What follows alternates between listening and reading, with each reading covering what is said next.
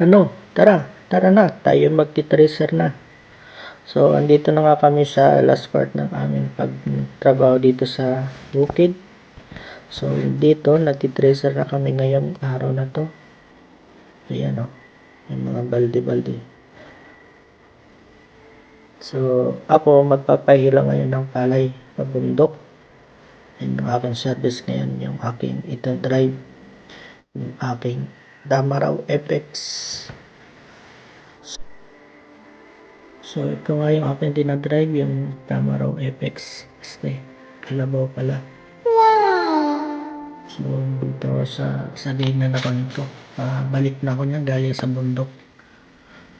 So, dadaan ako ng ilog dito. Yan o. Nalusong. Tapos, siyempre mainit ang panahon. Papaliguan natin tong kalabaw natin, papaswimming natin. Yan o, kinukulit siya ng isa. Napakabilis nga ng pag-tracer nila. Yan o, kakonti na yung titracer na nila. Pagbalik namin, ito katulong ko na itong mga bata-bata na to. Buti at walang pasok.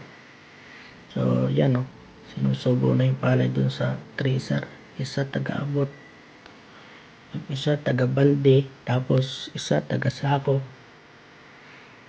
Yan, ito na yan mga nakapila naming FX o. Kung anong barkada. Yan na nga guys, natapos na kami mag-tracer. Kaya magbibilad naman ang sunod na video ko dito. Ayan o. Yan, lahat ng aming napong palay. Ayan.